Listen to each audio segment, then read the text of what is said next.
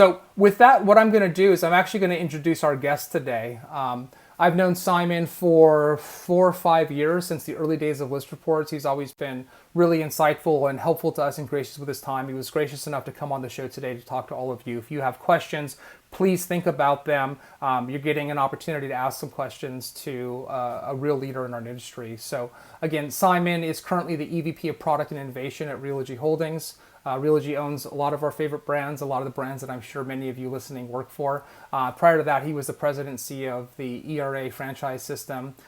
He's a licensed broker in California. He's got lots of great stuff, won lots of great awards. And so with that, I'm actually going to bring Simon on the show. So Simon, why don't you say hi to the agentpreneurs of ListRapport? Hey there, everybody. Hear me all right? Yeah, we got you loud and clear, okay. Simon. Cool. Yeah, well, it's great to meet all of you. Thanks for taking the time out of your days to listen to little old me. Obviously, you're all probably here for Randy, but I'll stick my toe. I'll stick my toe in and say a couple things anyway. But nice to meet you all. I hope you're safe and doing well out there. Thank you, Simon. Thank you so much for that. I'm really excited about today's show. When we were talking yesterday, Simon, we covered a lot of ground, and there's just a lot that's happening right now. And, in your role currently, why don't you do this, Simon, actually? Why don't you take just a minute and just introduce yourself to the audience, give them a sense of kind of where you came from and, what you're doing right now. I think that'd be really helpful for them. Sure.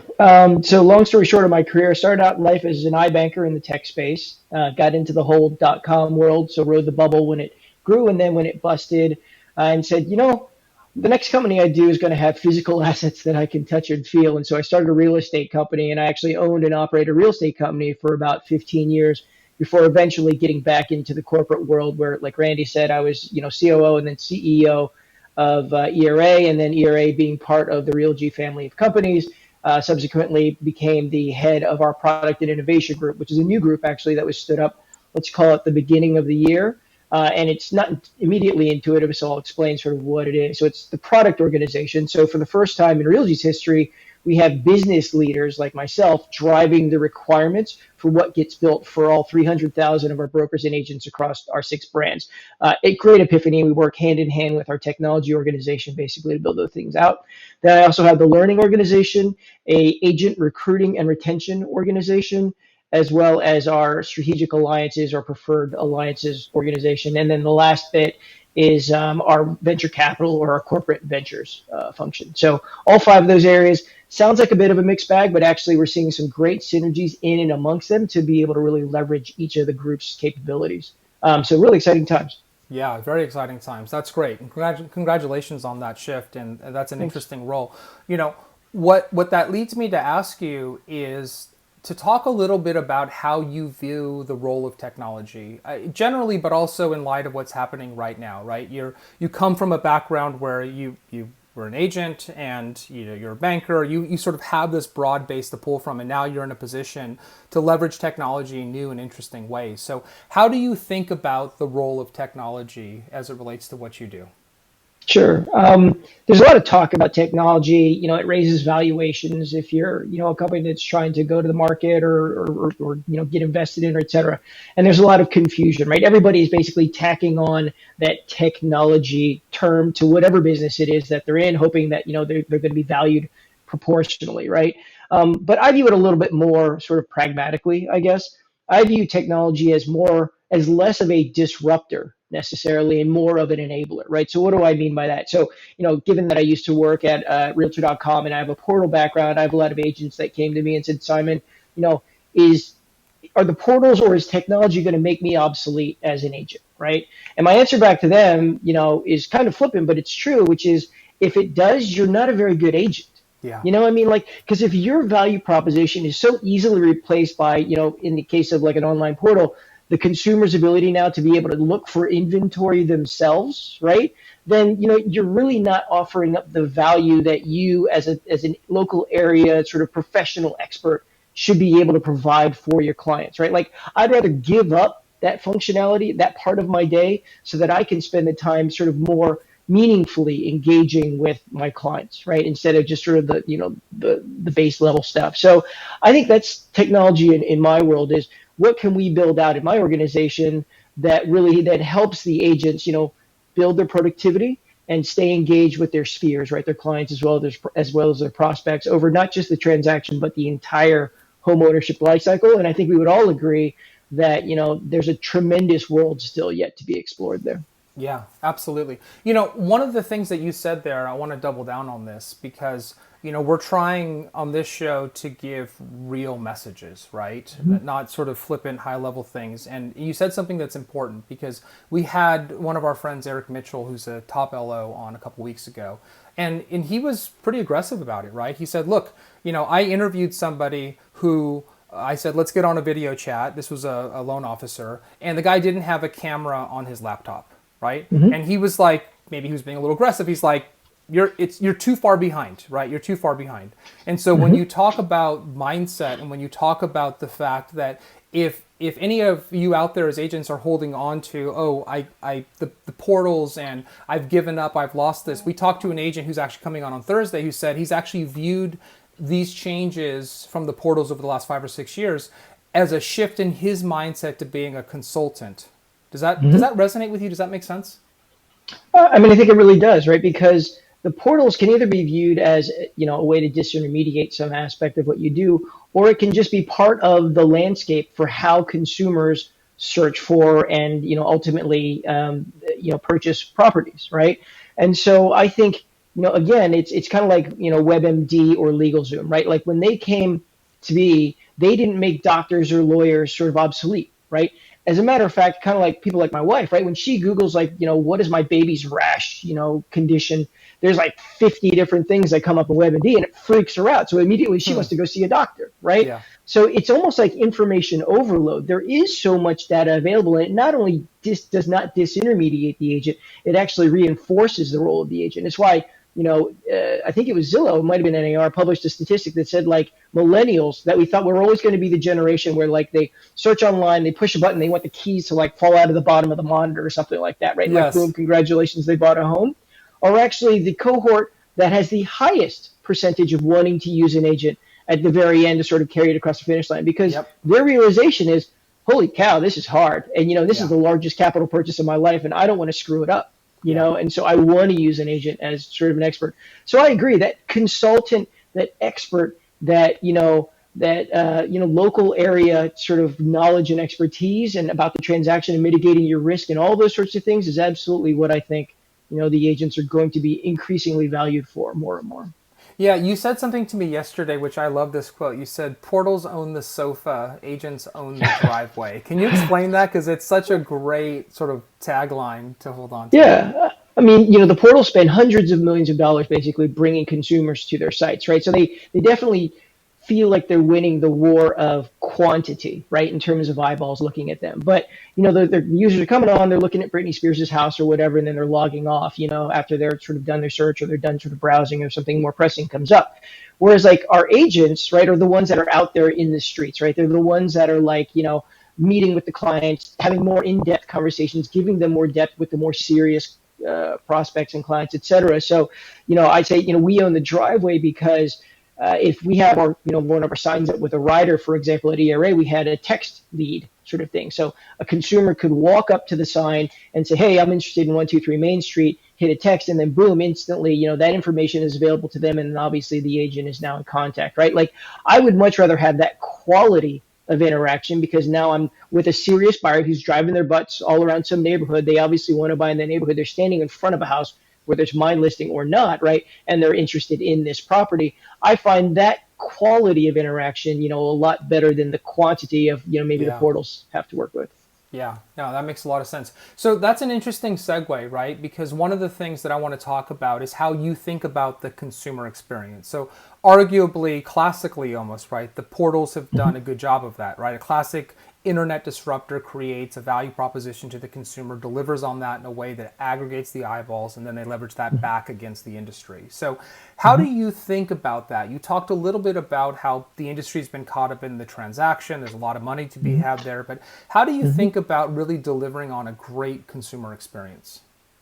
Yeah, I think and here's the funny thing too. So I just bought, within the last year, because I split time between California and New Jersey, unfortunately or unfortunately, I bought 2 houses in the past year or so, right? And I was thinking to myself, like, I'm about as plugged into this business as you could be, right? With access to all the data and all the forms and all the knowledge and everything like that I could or would want.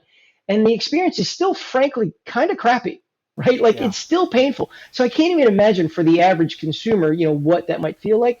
So I feel like, again, there's a tremendous opportunity to, number one, extend beyond just the search, which is what, the vast majority of the consumer interactions are right now. Like go online and, do some IDX search or something like that to look for a property, but expand beyond that from not just the search to then, actually being able to submit offers, for example, reviewing all of your forms online, which is like what a lot of the mortgage companies are doing now. Like get the consumer to feel interacting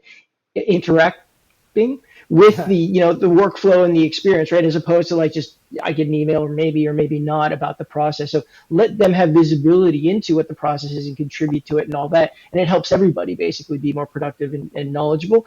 But then, so boom, you're in escrow. Congratulations, do the whole workflow online. And then once you, get through escrow and congratulations, you're a homeowner.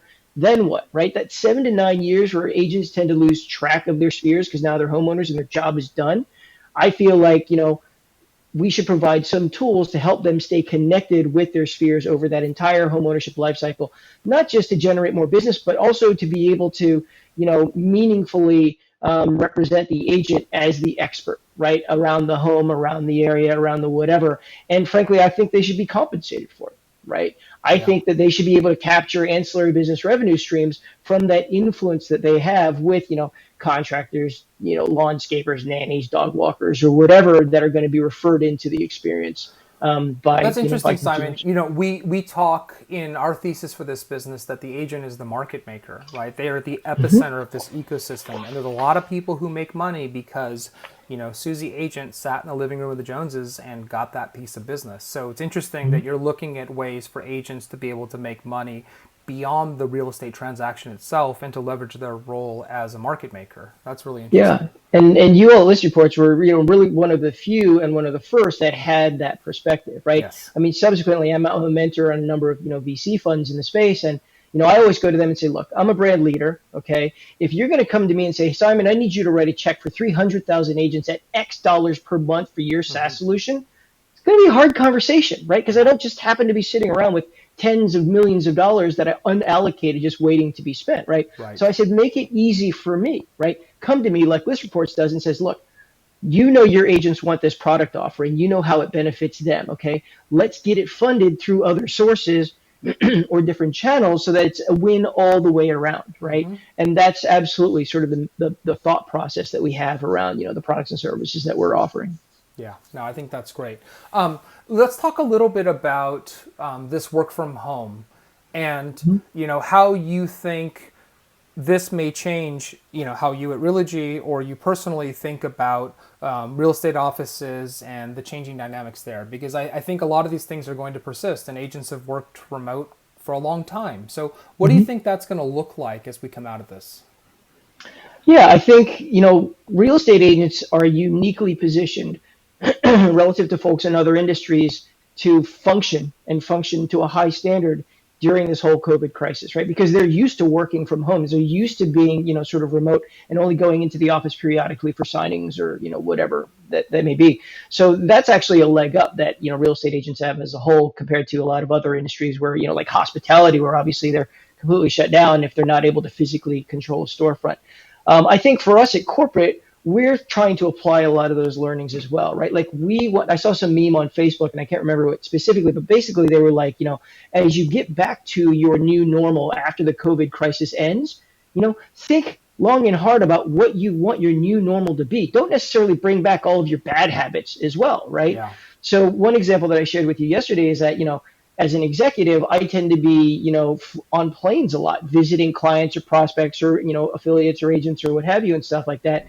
And that time on the plane is, minimally productive. Yeah. Maybe you get an internet signal, maybe not. You're not able to do a lot of those things. And so it would be routine for me to fly 8, 10, 12 hours to a meeting to spend 30 minutes to an hour in that meeting just to spend, 8, 10, 12 back again, right?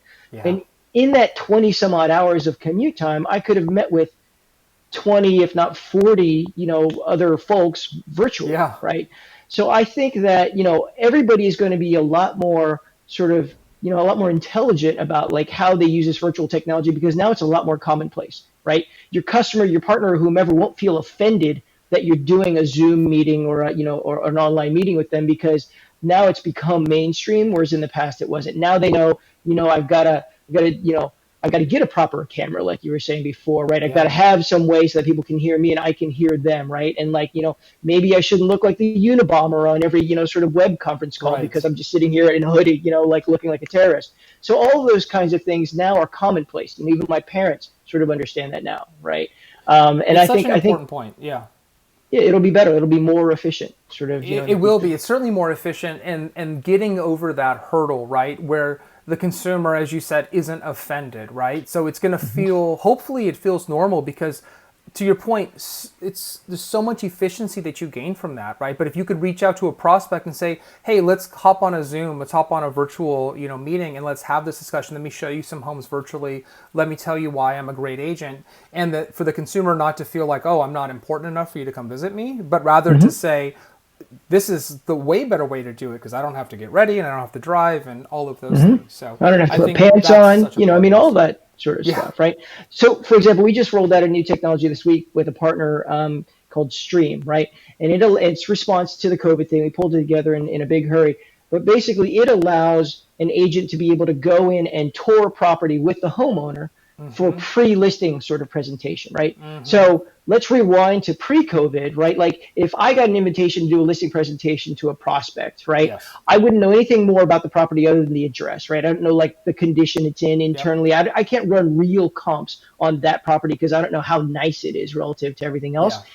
This way, even after the crisis, you can have that first meeting and just frame it as, look, in order for our first face-to-face meeting to be that much more valuable so that I can bring more relevant data or what have you with me, right? Or even a brochure, what have you, like, let's do this call first and then show up. So I think that is another example of how we're increasing the efficiency of the agent so that they don't need to make 2 physical trips. They can do that first one. You can both be in your underwear while you're walking around or whatever and stuff, right? With very little prep time, and have that information to be able to make the in-person presentation that much more valuable and impactful. I think, just not to harp on this, but I just think it's so important. I think that's the world that we see, right? So we talk a lot at ListReports about agent empathy, and the thing that I think about a lot, and sometimes I compare a real estate agent to an attorney, and what I mean by that is that they're sort of always on call, right? Your attorney always has to answer the phone, and as an agent, you better answer the phone. And this idea that you're prepping for hours for an open house on a Sunday and you're not at your kid's t-ball game, right? Whatever it is, I look at this optimistically as an agent being able to gain back a lot of their time and to sort of disperse these discussions and meetings over non-business hours because people have more flexibility. So I actually see a really amazing world ahead. So I do too, as long as they use that time sort of, productively, right? So for example, we were just talking on the management team at Realogy, and like we're all like more tired than we ever were because our calendars are like end to end to end to end. So some of it is like sort of time blocking, quality time for yourselves, because you could be overly efficient, kind of like we are right now because we're reacting to the whole COVID thing. And we're online doing this, for 10 hours a day or what have you. And by the time you get out of it, you're a zombie, right? So I think it won't necessarily feel like this. And oh, by the way, the kids will be back in school or whatever, right? So we'll have more personal time once the COVID crisis ends. It won't always have to be like this, which is what a lot of people are fearing. Yeah, absolutely. Absolutely. I totally agree with that. And finding that routine and that structure is going to be key. So, Simon, can you talk about a couple things, a couple more topics before we wrap up, right? So one of them is, Realogy has the advantage of a global presence, right? And in particular, a strong presence in China with Century 21 and probably some other brands. And so can you share, obviously it's a different market, but they're dealing with and they have dealt with some of the same things. What are you seeing happen in China, and what might that sort of bode for what's going to happen here? Yeah. I just saw Mike Del Preet, who I respect a lot of because he does a lot great. of great analysis in the industry. And he just posted something on LinkedIn, I think, that said like he's anticipating that the recovery is going to look like a check mark, right? It's kind of like the hockey stick that, VCs look at and stuff. Basically, it's an abundance of optimism that once this whole COVID thing sort of passes and people are able to operate again, kind of like in California, in LA, we're allowed to show houses again, for example, right? As of yesterday. So we anticipate that, all of a sudden, once the constraints are lifted, that everybody's going to be able to, transact again. And I think personally that that's going to be true, right? Because, I'm looking at getting a bigger house because of all, sheltering in place is making me crazy with the family. And, when I see the homes that I'm interested in, they're going like hotcakes still. Yeah, I they mean, like are. within a week, they're going into escrow. So imagine if there was more inventory and more people that were willing to go out and actually physically visit the property and everything. I think it's going to take off, and that's what we've seen in China, right? Like the minute the restrictions were lifted, the backlog of people, because Q1 was a strong quarter, and then this whole COVID thing hit, is going to hit in full force, and the mentality seems to be, I lived through it. I need more space, and we only live once, so now's the time to buy, right? So I think there's going to be some pretty prolific spending, or the check mark that Mike Delpre talks about, through the back half of this year. Yeah, I think I agree with you. You touched on this, but with more and more people working from home, and I think it's our belief that commercial real estate is going to have some challenges ahead. But Mm-hmm. you're at home. The you only live once mentality, but also the very practically, I need that extra bedroom because I need a proper place to work, and I never, Yep. frankly, want to go back to an office because I'm productive at home and I'm enjoying this. So I think that's going to have some interesting effects on the residential real estate market. I think to the positive, personally.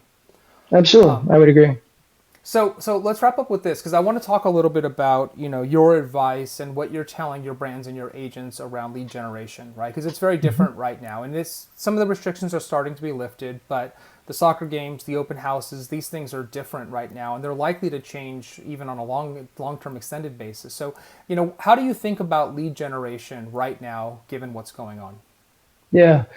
So, basically people are sheltering in place, right? So online advertising or anything like that can be particularly effective right now because it's kind of like the people that advertise on the back of toilet stalls, right? Like that person is going to be captive for a certain amount of time just Yes. staring at nothing, right? So it's the same sort of thing. I mean, like online advertising is actually showing to be, particularly effective right now because people are looking for content. They're looking for things. They're browsing all day online while they're on these, conference calls or what have you. So, our advice and the way we've sort of changed our training, even in this limited sort of time frame that we have had, is focus on rebuilding your pipe or building your pipe bigger so that you benefit from the checkmark recovery and you're in a position to be able to just close those deals, sign those listings or what have you once people are able to physically show, right? Instead of like just saying, oh, I can't show, I can't do anything, so I'm just going to go sit around the pool or something like that, during these however many X number of months. So be proactive about building your pipe so that you benefit from the recovery instead of just, having to play catch up once your competition is already out there and you're like, hey, it's time for me to get to work, right? Yeah. And that's sort of the best advice that we can give right now, and it seems to be paying off. And we found that a lot of our agents are extremely receptive to learning content and training right now. Yes. So in any given week, we're training 20,000 agents at a clip, basically, in how to stay productive and build their pipes instead of, not just trying to maintain status quo, but actually accelerate their business during this crisis. I think that's tremendous advice, right? And that speaks to how you're using your time right now, right, as an agent. And I'm going to screw this stat up, but directionally, I think it's correct. We talked about this yesterday. Something like 90% of people are satisfied with their agent when a transaction's over, but Mm-hmm. maybe 10 to 15% of them actually use that same agent again after the fact. And that's Mm-hmm. because of this lack of follow up and relevance, right? Like there's such Yep. an opportunity right there in your database today to do tons of transactions. Absolutely. Yeah. I mean, yeah, you're right. The NAR statistic is 90% say that they would work with you again, right after you get the keys, but only 12% do after 7 to 9 years, Wow. right? And like with any business, you spend all that time and effort to bring them into your funnel and make them a client of yours, right? And just to lose them, right? And then have to reacquire or acquire new customers sort of down the line in order to, bring this whole new sort of population of prospects and users through your funnel. Yeah. Whereas you could just take that one funnel, as long as it's of decent size, and just keep churning them, just keep Yep. working them, right? If you Yep. know that statistically every 7 to 9 years they're going to be buying them, then really all you need is enough to be able to, build out 1 year's worth, every 7 years or 9 years, and then just move on to the next sort of group of people that are doing it. And if you find that your spheres are getting bigger than that because you're a great lead generator, then that's when you start building a team, building your own business, Yep. buying a brokerage or what have you to scale it, sort of that way. Because for yourself, jealously, you only want to build so big of a sphere yourself. Otherwise, you're just burning yourself to death. And the minute you hang up your coat, the business goes away, right? Absolutely. So Yeah. build yourself something more sustainable. It just makes me think of one last point I want to make. When you talked about at Realogy helping agents to monetize, I'm using shorthand here, right? Monetize sort Sure, of sure. outside of the transaction. That's Hmm. interesting, right? Because it also gives agents an opportunity to be relevant to their buyers and sellers in between those purchases, right? So the Yeah. renovations and the other things. So it gives them an opportunity to be present and top of mind. So I like that a lot. It's really interesting. Yeah, I mean, agents are basically working for free for the 7 to 9 years. Yeah, If that's right. heaven for if the client's actually staying in contact, right, which as we've seen does not happen in a substantial proportion of the time. So that's Yeah. almost a good thing that they're able to work for free, where their clients are calling them all the time and say, "Do you have a dog walker, nanny, a Yeah. contractor, or whatever?" Right.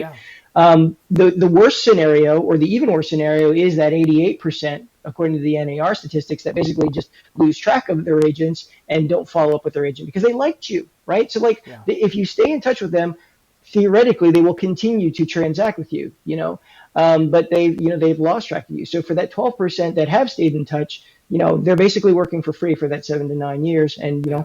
we think that their expertise and their presence in the community is more valuable than that. I couldn't agree more. I think that's fantastic.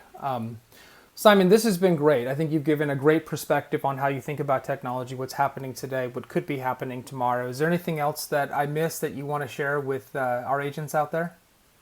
No, I mean, technology as an enabler as opposed to a disruptor, right? And that's Yeah. definitely what our focus is.